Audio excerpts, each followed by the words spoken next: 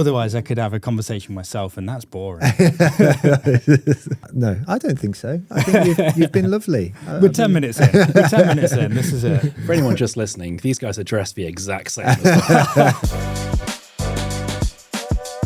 Welcome to the very second episode of Season 3 of BriightCast. Hello. Season 3. It's going to be a big one. We've got guests this time. We've got guests, and we're starting with our guest, Joe Glover. The actual title of this is Insights from Inside Joe Glover. Christ. That sounds medical. So we're diving deep. And today's main topic is, because we've got Joe in the house, is marketing methods that you can use to help build your community. I mean, I know you from the Marketing Meetup, doing wonderful things. Kind. Thank you. Yeah, you might be too modest to say, but I think you're doing something that no one else is really doing, by building a community based on kindness, generosity, and a lot of marketing smarts as well, and bringing in people with smarts, which is good. Well, thank you. You know, like that's probably better than I could say. You know, like so I appreciate it. Like, if I was to introduce myself, like, you've just done a fabulous job. Yeah, I started the Marketing Meetup 8 years ago because I'm terrified of a lot of things, but networking was definitely one of them. And so walking into spaces and feeling like I was being judged by my job title rather than my humanity or my budget rather than what I was interested in. Yeah. You know, it's just an experience that I don't think anyone likes. Nobody enjoys that feeling. And so that's where I created a space which felt a little bit different to that. And over these past 8 years, it's gone from a canteen in Cambridge to 143 events around the world, from London to Tokyo. Yeah. 44,000 people in the community, 200,000 people plus following on social media. It's a little bit mad, but in the best way possible. So, like, you know, to your point, the most important thing is definitely about the values. It's about people coming together and having a nice time. Like, we were having a chat earlier about, like, just doing things that felt like normal. You know, like, why wouldn't you want to enjoy time with other people? Yeah. And so, you know, it's interesting to me that you precede that by saying we're doing something that other people aren't. Because, like, to me, it's the most obvious thing in the world that you treat other people with respect and try to look after them. And that's all we're trying to do, really. Yeah. And I think that's why it's grown to where it is now, and still growing, because people are responding to that. Yeah. You know, it's definitely been a group effort. And I've always had my eyes on, like, I am part of this, but I am not this. Yeah. Which means to say that a community, as defined, is an exercise in lots of people coming together to make each other stronger than they would be by themselves. Yeah. And so I have my part to play in that, you know, probably a catalyst, probably the person who sits on the values of all of this. Yeah. But without folks choosing to engage, without folks speaking about it, bringing other people into the fold, then it would just be me, a couple of very annoyed speakers in a room, and lots of pizza, which sometimes doesn't sound like a really terrible prospect, but like, you know, like, I'd much rather people come along to these. Yeah, I mean, that's a bio for our bi-monthly event, but that's fine. We'll move past that. A terrible time or loads of pizza. But yeah, I think a lot of people try and create a community where it's around, like, kindness and that type of thing, but it's not genuine. Yeah. Whereas I think when we listen to, or when we watch or listen to the stuff that you put out, it feels genuine. I think that's why it works. I don't think you can have a community based around those kinds of, like, mutual, like, helping each other, being like mutually kind, and it not be genuine. Yeah, no, you know, I fully agree. It's an easy thing to say, isn't it? You know, but I think I've increasingly, you know, and this is a recent observation, it's probably quite an obvious one, but I think you have to start with the emotion on all these things, right? You know, and mine was fear, but it can also be joy, and it can also be confidence building. Yeah. And I've felt every one of those throughout my journey at TMM, and I've seen it in other people as a result of interacting with TMM. And so that makes the stories that we tell super easy. You know, I mean, I started today by sort of speaking about a fearful experience that has sort of become a joyful one. Yeah. You know, but there are multitudes of those things, but absolutely, as you say, it's got to be an authentic interaction, because like, that's what we're setting out to do. Yeah. The difficulty becomes about taking people on that journey and letting them know that it's sincere. Yeah. I was having this chat with my wife last night, and she was like, "There's probably some people who don't like what you do." I was like, "What? Just trying to be nice, Yeah. you know?" But like, and it's probably because they do think it's insincere or whatever. Yeah, yeah. But, you know, I think that often speaks more about the individual rather than maybe. So Yeah, they're projecting a little. Yeah. So the fearful thing that became joyful is that you thinking you were going to be kidnapped when Rob picked you up at the train station. 100%. Okay. Yeah. And now we're in the joy phase. Okay, So like, brilliant. Okay, let's- cool. And we've got it on camera in case anything else happens. So that's cool. Help me. Yeah. Yeah. And then just to make you more safe, Joe, Joe conducted thorough background checks, so do not just invite him. He won't just turn up at any train station you say and be picked up. So you say authenticity and start with the values, and if it's built on an emotion is a good one. I think that's the difficulty, and we'll get to this later, but I like it when we work with companies and brands. I like it when they can build a community. Mm-hmm. But it's hard, I guess, to break through skepticism, right? So when you did this, really, it wasn't about, you didn't really have an ulterior motive in any way, apart from, giving a nice space for like-minded marketing people, right? Absolutely. I think it's, it's both. In a corporate context, you've got cynicism, exactly as you say, oh, that feels a bit odd, to do. Both from the side of the powers that be, why would we give our time and energy to something where we're unsure if we're going to get anything in return? But also for the folks choosing to engage and attend, and sort of saying, oh, there's a corporate reason behind doing this. And on the first half of that, then the Marketing Meetup would have been a terrible commercial organisation for anyone for a long, long time, because it was a labour of love, to use the actual definition of the term. But then on the latter, folks choosing to engage, then I do think there is a way you can get around that, which is, to give an example, last week I went down to Brighton SEO. I sat down at a meal put on by Wix, the website builder, and I've never seen so much love towards a branded dinner before. Yeah. But the folks in the room were genuinely there and happy to be there. Yeah. Because the host, a lady called Crystal, was just like the embodiment of the SEO community around her. Like they'd invested in it. They'd sort of like taken the time to understand the people in the room. Yeah. And like they had these relationships. And when Crystal stood up, it wasn't like, oh, thanks so much for coming to the Wix dinner. Here's, whatever. It was just like, thank you so much for coming. Yeah. And it's absolutely a surmountable thing that if people want to build a meaningful community, they can do. Yeah. But they have to build a meaningful community. Yeah. So that's what I say quite often is like, if you want to build a community, build a community. If you want to build a sales channel, build a sales channel. Yeah. Yeah. And there is no shame in either, but just know why you're doing what you're doing. Yeah. So, there's definitely cynicism.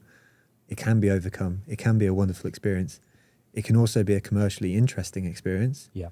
But I think you have to start with the values, the authenticity, and then that stuff kind of follows afterwards. Yeah. Yeah. Do you have difficulty keeping those? Because I imagine what's the split of real life events to online events that you run? So we'll do about 103 in-person events and 40 online events. In those early days when you started rolling out, I guess through the pandemic, you fully went for those remote events. Yeah. Are you able to, or how are you able to keep that, what makes TIM great through those online events? I think the thing that I've settled on recently is folks try and build a community first. Yeah. And usually what they mean by that is a lot of people in their space. Yeah. The Marketing Meetup journey for me has been 8 years in the making. It's been slow growth over the course of that time. There have been spikes for sure. Yeah. But there's been a slow, consistent effort. And I think what that's enabled us to do is build a culture that's very clearly built around the emotions I felt in the beginning, but are now shared amongst the community. But then also find realistic solutions to those things that we feel. And so my encouragement for anyone looking to build a community is actually not to to build a community first. Yeah. It's actually to build a culture. Yeah. And so to be really mindful of the culture you want to create and be very aware of consistently communicating that, whether that's communicating it up front with your copy, Yeah. whether it's communicating it through your values, Yeah. whether it's communicating it through your behaviors. Like every one of these elements is really important. And if I was looking to start a community again, I wouldn't be looking to build a community. I'd be looking to build a culture. Yeah. I'd be looking to bring some people together who felt certain ways. Yeah. And I kind of rebel against the idea of like-minded people. I actually really like the idea of like folks who think radically different, Yeah. but feel quite similar. And Yeah. so like, you know, like that's not to rebel against the question, but you know, when people sort of say, oh, I want to be in a space with like-minded people, I'm like, Yeah. stuff that I want to be around people who don't think like me, because that's how I know I learn and grow. And Yeah. so, you know, but as long as they feel the same, value the same, then that's where we are. So. Yeah, I think when I use the phrase now, I can see why it's that, but it's more just people who like-minded, as in like passionate about a topic or something like that, or always interested in learning and open-mindedness. It's not we all think the same way. Yeah. Thing, of course. Yeah, absolutely. Yeah. Otherwise, I could have a conversation myself, and that's boring. No, I don't think so. I think you've been lovely. We're 10 minutes in. This is it. For anyone just listening, these guys are dressed the exact same as well. So I'm assuming you did that for the show today. Yeah, right? yeah. you know, I just forgot my hat. That's all. So. Yeah, normally I've got like flowing blonde hair. Yeah, unfortunately, I think we're both suffering the same affliction here. So I'm any day now. So I think with the culture as well, so kind of going back to it going from like between physical events and remote events, I think culture is one of those things that a lot of people think, going back to pizza, and we do loads of pizza events, but people think things like that is culture. Like, oh, if you have free beers, it's culture. If you have this, it's culture. Yeah. That obviously isn't culture. No. So I think when you move to something that's remote, you strip away those kinds of like false senses of what culture is, and then it really goes down to the values and the ethos of those people who are part of that community, right? So true. Yeah, that's a really wonderful point, and yeah, absolutely. And we saw that because I think the temptation at the before COVID. So the story was that I set it up in 2016. Started running the event in Cambridge. Then people started coming up to me and saying, "Can I run this close to my house in Norwich, London, whatever?" So before COVID, we got to, I think it was 13 locations that we were running in-person events. And by that time, it would have been the temptation to sort of think, you know, we're an events company. Yeah. You know, because that's the thing that we did. But exactly to your point, you strip that away, COVID happens, we're not meeting in person anymore. So what do we do? And like, it's at that moment you realize, okay, this is actually really, truly a community effort in the sense that it doesn't actually matter what we do. Yeah. It's how we choose to do it. And exactly to your point, like in-person events pre-COVID and post-COVID have been wonderful. But like during that COVID period, and even now in our online events, you turn up to the chat feature and like there's folks in there who are just like genuinely helping each other, want to say hello or having a nice time. And like it's exactly as you say, it's those examples. What's really lovely as well is that once you get a core of people who feel the same as those ways, then they start to be the instigators for those conversations as well, and those values. Yeah. And so when someone comes in and, you know, it's all new to them, then they can kind of get a sense of it from everyone else, not from me. Yeah. You know, which is, again, community in action. It's not about me, it's about everyone. You know, the actual culture being there. Yeah. Did it grow organically, or did it go in some directions where you thought, actually, I didn't enjoy that? Or if you were going to do it again and build it, would you build in those sort of feedback loops for yourself or for the community, because you want people to share their culture? Yeah. So the way that the community has grown has been through word of mouth. Over this entire time, I think we've probably put maybe £3,000 into social ads over the course of 8 years or something like that. That's good. You know, which, you know, they've all been good experiments, but they never yielded what we wanted in terms of folks who, as we say, feel the same as we do. But one thing that we have been very conscious of with the word of mouth thing is asking.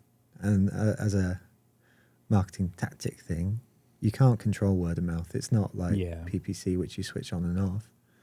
But you can ask, and there's a profound difference between asking people and not. And sort of saying, you know what, this thing gets better if there's more people there, more people enjoying it, Yeah.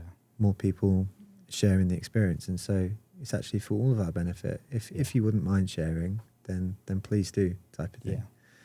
And we've done a few little bits like that. So right at the beginning of TMM, young, flowing locks. Yeah. Didn't need a hat. Yeah.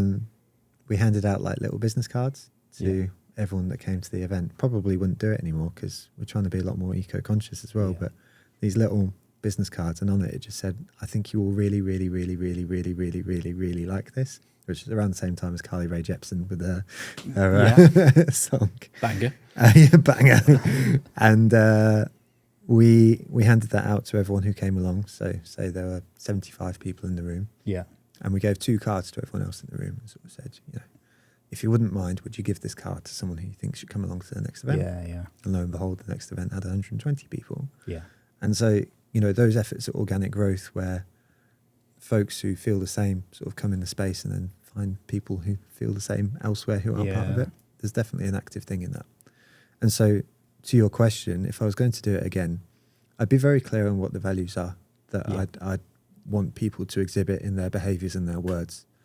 I'd also be very consciously making sure that we're encouraging word of mouth through simple acts such as asking. One thing that we then introduced reasonably late, sort of 3 years into the cycle, was our newsletter. Yeah. And really the point of encouragement there is your best customer is probably the customer you already have. Yeah. And so with that thought in mind, like, just treat people really well and look to make sure that they keep on coming back. Yeah. And so the best mechanism that we've had for that is our newsletter, because Yeah. we can have a lot of fun with it. Yeah. But also, it is a sort of constant touch point between us and the community, which isn't going away based on algorithms. Yeah. So. And it gives a lot of value, doesn't it? The newsletter, it's set up, and it for me, it always hits. There's a few different ways of taking on good information, but then catching up as well. So it's a bit of the community feel still. Like you couldn't get to this in-person event. Absolutely. But there's a catch-up piece there. That's it. I think that's the acknowledgement that people engage in these things for different reasons. Yeah.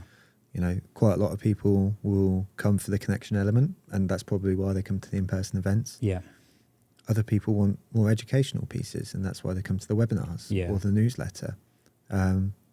Some people want both, and some people want neither, and so it's meeting people where they are and giving them the opportunity to engage. And that's why, we do stuff like the newsletter, like the in-person events, like the webinars. It's meeting people where they are rather than forcing them to go on this journey of like, we want to do this. Yeah.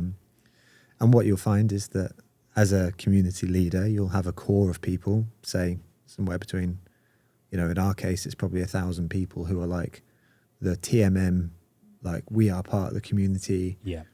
This is something we wear proudly on our sleeve. But then there will be the bulk of people who sort of drop in and out. Yeah. And that's cool too. Yeah. Like people almost apologize to me sometimes and say, I haven't engaged in TMM for a while. I'm like, what are you talking about? I'm just grateful you do once. Yeah. And if you come back, that's such a privilege. So, I think it's important to meet people where they are, broadly speaking. With the newsletter, how much work, and I'm saying this because I assume quite a lot still goes into it. And one of the mistakes I often see if we're working with a company who has a newsletter, they basically stopped working on it 3 years ago. Right. And it's just, whatever, just to their marketing person ticking out or whatever. Yeah. But it seems like you still play with it. Am I correct? Or that's stupid ideas. Like,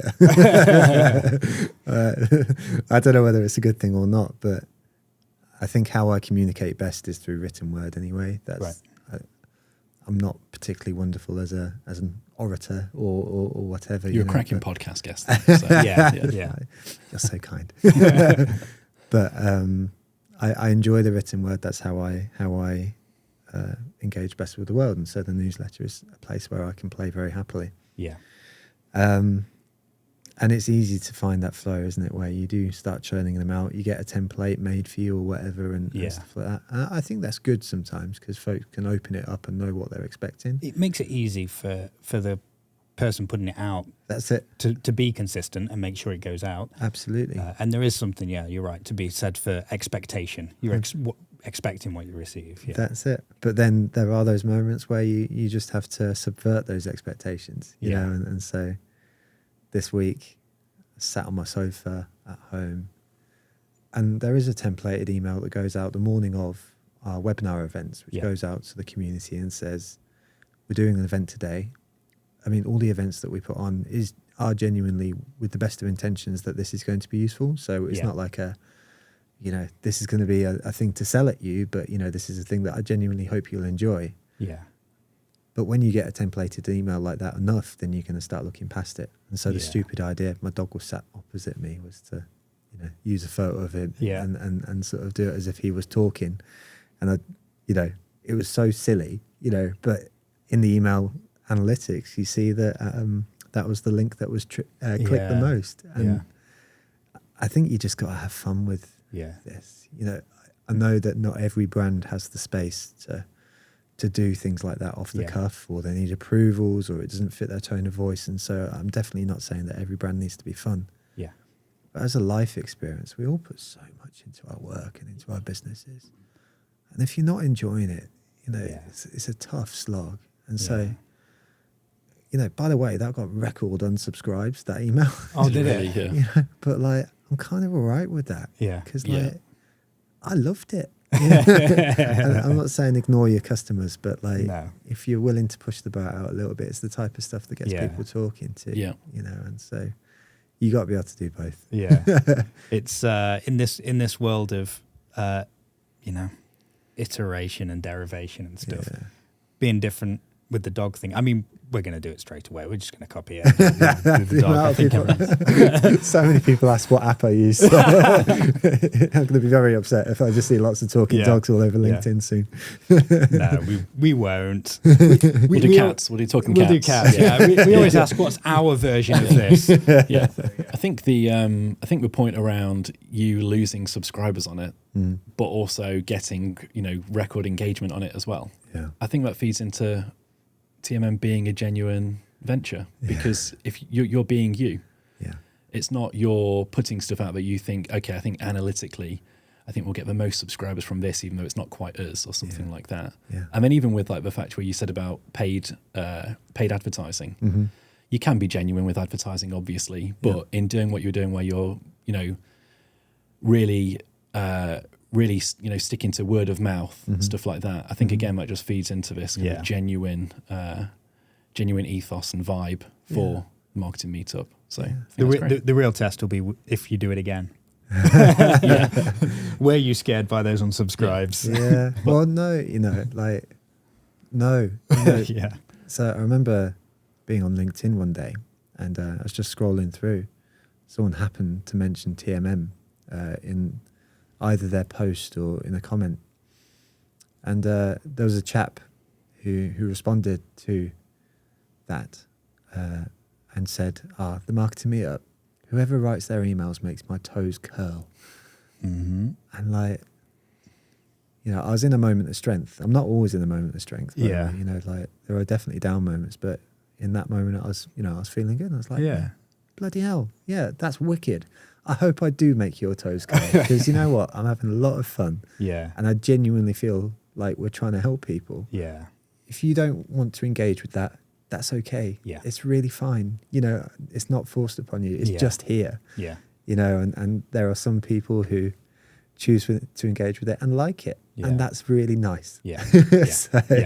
So it's good to do both. And just to finish that off, I'm fortunate enough to know a couple of the folks at Nike, and I remember one of them just saying a little while ago that the thing that they do in their business is lean into the tension. Yeah. Which means to say, if there's something going on, whether it's a feeling or an event, just lean into it and sort of see what happens type of thing, and have an opinion. And that is where you find people talking, and so put another way, I sort of speak about love or hate, and we just really lean into love. Yeah. And that's a nice place to be in if people choose to not engage. Well, I think going back to the early things of authenticity, if you try and make content and everything you touch generalist, and you never go on one way or the other, then there's no authenticity there, is there? No. Well, no, and I think you have to carry it with sincerity, and probably have felt it to a certain extent. Felt how folks can feel. That's definitely a founder's privilege as well, like coming into this and sort of saying, I felt this thing and so I chose to start it. But then after that it also becomes a listening thing, and so with the community, I'd like to think that I go out to them quite a lot and sort of say, what's on your mind? Or, go to an event tonight, and it's not market research in the traditional, I'm not going home with a clipboard or anything like that, but why are you coming tonight? And they'll tell me, and I go, oh, cool, that's great. Have you seen that we're doing this? Or not as an upsell, but just like as another opportunity. Yeah. And so I think if you have a genuine care for the people you're trying to help, then that's wicked. And that's kind of why I like marketing as well. I think if, broadly speaking, you've got someone with a problem and you've got a solution and you can communicate it to them, that's the job of a marketer. But like, if you can actually genuinely care about the problem you're solving, I think your stuff just becomes so much better, Well, who was your first big partnership, and how did you kind of make sure that every kind of partnership you formed, or if what partnerships you did form, how did you make sure they aligned with your values? So we've had a few over the course of time, and they come in different forms. So we have sponsor partnerships, we have organizer partnerships. I guess even our speakers could be considered partners in all of this, and so there are multiple different ways about answering this answer. If I focus on the sponsors, because it's probably the one that a lot of people are interested in more than any, because it's to do with money. So, so when I was starting TMM in Cambridge, then my first thought was who could benefit in getting in front of a bunch of marketing people. And so 2 LinkedIn messages, probably at a time where LinkedIn wasn't full of cold mail, but right time, right place. Emailed a recruiter, a local recruiter who I liked, and a qualifications company who I liked. Cool. And it was a marketing qualifications company. And between the two of them, they both sort of said, I'm happy to put 100 quid behind the bar for food and drink and off we go type of thing. And so those relationships started slowly. They started small, but they also had a meaningful sort of exchange of value. It's very clear. You get in front of a bunch of folks, and we can put on a buffet. But even to your community, they sort of aligned, because it's jobs for marketing people. Absolutely. And it's training and qualifications for marketing people. Absolutely. Yeah. And it's exactly that. So it has to be two-way, and it has to be meaningful. I mean, we literally put it on the first page of our very boring PDF, which everyone has, but it's like, what you give, you get. And the folks who have seen the most return from the Marketing Meetup have been those folks who have given more to the community and really been built into the DNA of it. I think the answer for finding people who would be good collaborators is twofold. The first is you have to find folks who, where there is a clear value of exchange. And so people use this word collaboration so liberally these days, Can we collaborate with a Marketing Meetup on this event that we're running? Is actually 9 times out of 10, can you promote this for us in our newsletter? And we may put it on a banner which sits above the bar or something like that, which is not a collaboration, that's a promotion, and promotion is fine, but call it a promotion. I think the second is just sort of being clear, where the values sit, and saying no when it doesn't. And being fine with that. That was like our biggest conversation I remember in the first year of TMM. So it was like a £30,000 conversation, which, for us at the time was like, bloody hell, this is like 10 times the amount that anyone has offered us for, whatever. And I remember, and they started speaking about the community as what's the CPC that we're going to get from this, and what's the CPL that we're going to get from, and it just immediately jarred with everything that we speak about, because we're like, well, Jeremy might click, and Amanda might, and you know, these people that we really like and actually Yeah. care about, you Yeah. know, they'd like to get involved with you if you actually gave, you know, but Yeah. the line of questioning was always Just numbers. what, yeah, Just reducing them down. exactly. And so, you know, it's very clear from the off, you know, if folks are going to collaborate in a meaningful way, then Yeah. you have to find that space for collaboration in a meaningful, Yeah. in a meaningful Tough to say fashion. no in the early days, though, isn't it? Of course it is. And like, actually, you know, without meaning to be trite about it, like, I remember one of the best pieces of advice I got from my old boss was like, sometimes rule number one is just stay in business, Yeah. you know, Yeah. and we got lucky that we've never had to sort of go down that path where we had to, I was still working full time at that time, so it wasn't a problem, but like, you know, stay in business so you can keep on doing the thing, you know. Yeah. And so, I don't know, had they approached that conversation differently, maybe we would have worked with them, I don't know. Well, with TMM where it is now, Mhm. what lies ahead? And I'm particularly thinking about, you know, I can see the huge benefits of community and community spirit, and Yeah. especially in a world where AI is the talk of the town and Yeah. robots are ruling, Yeah. a place where humans can connect. Mm-hmm. What lies ahead in that world? and is it something, you know, not all businesses, but they should be aware of and start trying to really focus on their community if they've got, you know, the foundations of one. The append to that question of like, you know, if they've got the foundations of one is interesting, but as general piece of advice, no, you don't need to do a community if you're a business. Yeah. You don't have to. Like, in fact, if you got a very transactional sort of business that sits on Amazon and you know, someone clicks in one click and that's your relationship with your customer, then Yeah. bloody hell, don't focus on community, focus on your CPC. Yeah. You know? Yeah. Yeah. You know, like that's where you need to be. Like, a community isn't for everyone, nor should it be. A community has value when there's a meaningful exchange of emotions and feelings between individuals, which somehow benefits. Yeah. And so you can even see it in examples at Microsoft with their MVP program. You know, they've got great forums where people help each other. Yeah. And so, like, for that reduces Microsoft's support costs, but you actually build a really meaningful community around it. Yeah. And so, like, there are opportunities for big businesses, small businesses to build community. But no, definitely don't do it if you can't commit to it, because, like, it'll be a horrendous waste of time. Yeah. But if you mean it and you want to build community, then build a community. You know, it's a little bit like what we said earlier. To your question about the importance of community in an AI world, then the general line that I sort of feel like is important right now is humans will become simultaneously more and less important. Yeah. And I don't want to regurgitate the same cliche that every person ever who has spoken about AI will speak about. But, like, there are going to be certain things which we have to recognize we're good at, and there's going to be things that we recognize that AI is just going to be better at than us. Yeah. And you know what? Fine, embrace it. But I do think one thing that an AI can't do because it doesn't have a physical form is stuff like this, which is get together, have a chat, connect meaningfully, Yeah. have emotions. Yeah. Yeah. Yet. Nice.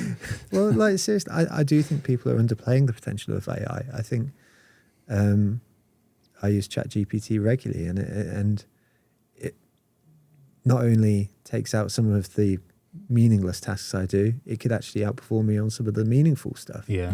And so, you know, like, I think some people are underplaying that and sort of like head in sand a little bit about all of it. Yeah. But there are some things which are the preserve of human beings. And I do think a sense of meaningful community is, I'm going to say, and always will be, you know, Yeah. a thing.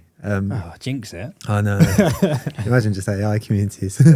Yeah. Well, you got Elon Musk's Neuralink's trials going on now, so you never know. We might just be doing that between our Largely brains. been unsuccessful though. So Have they? Yeah. But yeah, I think with all the chat around like AI and automation with community, I think again another thing as well is I never think about inclusivity when I think of AI or anything like that. It's not a word that I would associate when someone's if someone's talking about using AI to, I don't know, create newsletters or do various things in lieu of community. because when you're saying, if you've got a very transactional company, you don't need a community. I think a lot of companies think they need a community when they have those kinds of companies, and they think creating a regular newsletter every 2 weeks is a community. And having a click-through rate is a community, something like that. They look to global successes as well, like Gymshark, who have like a big following and a big community, and they've invested loads in there. Yeah. And they look at that and like, well, we'll just do the Gymshark thing. Yeah, which is a little different, because if you look at any gym, anything like that, there is kind of a bit more community because there's more user-generated content. Yeah. But then that in and of itself can give the illusion of community, can't it? Yeah. Just because there's user-generated content doesn't mean there's community there. No, it just means there's a shared need to Yeah. share content of yourself at the gym or something like that. Yeah. Well, let's move into the end sections. I feel like there's been lots of good insight and value people can apply to if they're starting their community or trying to build it. What stuff have you done that's worked? Like when the online ones or the webinars have really taken off, but then why do you think? What are your theories, and then what's worked when trying to replicate what hasn't? I think it's everything to do with what we've spoken to before. Hopefully, I think this season in particular, we themed it on doing a lot on a little, and like you show me 100 marketers, and I'm pretty sure that 99% of them are trying to wear many hats. Yeah. Probably not on as much budget as they would like, whether they're in the company big or small. Yeah. And they've got pressures from upwards, they've got pressures from downwards, they've got just so much going on, and they're probably ultimately trying to do a lot on the little. I've loved that stuff. It's so much better than what we've learned from Coca-Cola or something like that. Absolutely. Yeah. It's a different market, but I do just think they're the ignored folks. They're the folks that just don't. Yeah. Because it's not, a title which gets 1 million clicks, to sort of say how to build a budget for a small to medium business. Yeah. But it's just the most useful stuff. Yeah. And so I love that. So the first thing I say is listening. The reason it's been successful is that hopefully we've catered to folks who wanted a specific thing, and we've given it to them. So was that those things, even just shifting to the doing a lot on a little, was that from direct feedback that you've had? Yeah, absolutely. And I spend way too much time on LinkedIn. So, that's both conversations, but also folks verbalizing it. You can see it, with folks leaving jobs or freelancers going into paid full-time employment or part-time employment. All of these things are signals that things are tricky out there. And so just being able to empathize and relate to all of that and say, this is here for you. That's the first thing. The second is you absolutely have to credit the community for turning up and doing so in the form that they did. Like that chat feature is ridiculous and has been from the beginning. But if folks didn't choose to do that, then it'd be a very different situation. So I've been on somewhere it's been pretty cold on the chat. But it's such a it just shifts the whole feeling of the webinar when it's people are chatting, bobbing off. It feels like someone's there, right? Yeah. And so that's been great.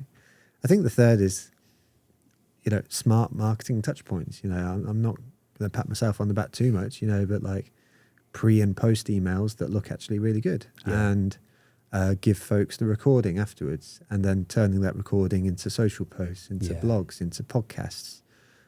Meeting people where they are, giving folks the opportunity to engage. Not letting these assets sort of stop after an hour and just disappear. They exist elsewhere. So, I guess the third is smart marketing to a certain extent. But it's just about and all of that has always been informed by the listening element, which is like I don't have time to catch up and watch the whole thing. Well, okay, we'll write it up for you. Oh, I can't watch the video because I'm doing the dog walk. Right, listen to the podcast. It's those things. And so there was all of that, and then you combine it with timing and good luck, and so we hit it very early with COVID. That was actually one story, which was like when we cancelled our in-person events, I was so bloody sad. Yeah. Because it was so much work. getting to that point. But then, like, the weekend after Boris announced lockdown and stuff like that, I spent that weekend, that Saturday, I didn't wait till Monday to do it. I spent that Saturday going to the most famous marketers I could find to put together this webinar schedule. Yeah, amazing. In the knowledge that all of their speaking gigs would have been cancelled. Yeah. And like, that's a timing thing. That's a proactivity thing. Yeah. And I will, I pat myself on the back a little bit for not waiting until Monday. Because like, I got replies on the Sunday and half the season was made. Yeah, nice. There and then. Yeah. And once you got that, you got momentum. You know? And so, timing and good luck as well. Like I can't take credit for too much. It's a good tip if there's another lockdown, guys. But and consistency, right? You're very consistent with the things and the output. No, it's true. Yeah, two newsletters a week, one webinar on a week. It's we keep on going. So we have something internally called the Smile File. I'm sure a lot of folks have it, but like a Slack channel where we just take the nice comments that folks have said. We do not have that. We have the opposite. I think we need that. When the pod airs, we'll have that. And it's lovely, because it is, I guess we're a publicly facing company in a sense. So, we do get a lot of folks sort of saying nice things. Yeah. But there is one that sticks out. And it came maybe halfway through last year, I think. I won't name names or anything like that, but it was a girl who posted on LinkedIn having attended our Edinburgh event. Right. And it wasn't a revelation story in the sense that it changed much, but it just confirmed stuff. Yeah. And basically the story was that she was a new marketer who was walking into the room by herself, and she was just terrified. She was scared. She didn't know anyone. Yeah. And the first thing she noticed was that the host came and just gave her a big smile and sort of like engaged her in an immediate conversation, sort of saying like, how are you, and welcome and come on in. And like the story went on that she got introduced to some other people, and like, by the end of the night, in effect, she'd just been on this journey of confidence. She just came in scared and walked out, and like she just said, I felt more confident. And it's like, bloody hell, that's wicked, and that's the dream, like, we are absolutely here to serve and help folks who already feel confident, because the educational content we've got is great, and it will help folks. But there are folks, going back to the core of everything we do, who felt like I did, felt like she did, who walk in and go, this is scary, and walk out and go, it's actually all right, Yeah. And that confidence just goes into everything in life, and I think that's probably something that also fits as part of the story of the marketing industry in general. I think there are so many competent people in the industry, but there are a lot of not very confident people. Yeah. And so, that felt like we made a little bit of a difference. Yeah, that's great. That's I'm terrified of networking events. Hey. If I ever go, I want to go with Rob, basically, so Rob can do a bit of talking. Right. As soon as I start to talk to people, I stutter loads. I'm a mess. Yeah. So stuff like that is great. It's, that's what you want. You want to go to a networking event and be welcomed, especially by the host, something like that. That's brilliant, yeah. I always try and go and talk to the people who are stood on their own, just because I am a confident person, but I've been there, and it's still like I want to be talking to someone. But also, like, you go to a new event and you don't know if these people actually know each other. In fact, I often go over to groups of people and say, do you know each other, or have you just met tonight? And they'll say, more often than not, they'll actually go, we just met tonight. I was like, brilliant. Just meet me tonight as well. Get me in. That's awesome. Yeah. I love that. But that speaks to, we have 3 values at the Marketing Meetup: listen, say hello, and be positively lovely. Yeah. And the say hello one, exactly what you just said. It's like, it's literally the hardest word in networking is to walk up to someone and say hello. Like, by the way, I do the stuttering thing. I did it this morning. Someone asked me whether I've been served in the coffee shop, and I spent about 30 seconds trying to get my words out to say, so it's all context dependent as well. Yeah. I mentioned chatting to somebody in the cafe just before we bought lunch. somebody said, "What are we up to?" I said, "Oh, we're about to film a podcast." And as I was leaving, she said, "Oh, enjoy your podcast." I went, "Yeah, and you." I was like, "Why have I said that?" She's not doing a podcast. You'll be thinking about that for days as well, now. Weeks, months. Yeah. It's like that TikTok trend where like she's gonna have to do a podcast now. So. Yeah. We'll go back tomorrow and find out. Yeah, get her. She can be a guest. Perfect. But it was great of you to subtly drop that in, that we also we got lunch. So for any future guests coming on, your lunch is on. Joe did not enjoy it, but we got it. It was lovely. I really appreciate it. Cool. Well, Joe, it's been great having you on. Thank you. Appreciate it. Admired what you've been doing from afar for a while now. So it's and it was through word of mouth that I got it. Amazing. I got into TMM, and then Jess as well. And I think in my message to you, I said, "Oh, I came up with this brilliant idea." Sorry, I tried to pitch your brilliant idea at work and claim it as my own. Of 3 things we're going to get done today: emotional score, physical score. Yeah. And as soon as I said it, Jess just went, "Oh, like Joe does." I was like, Well, I'm waiting for that and the talking dog, you know. So yeah, it's coming. Talking cat, and then the Slack channel as well. With the wins smile and the smiles. yeah. We'll have that one. If you could just add us to your Slack, it'd be so much easier. Just there's so much faff having to find stuff and steal it. Yeah, brilliant. I appreciate it. Thank you, chaps. Nice. Thanks for coming on. No worries.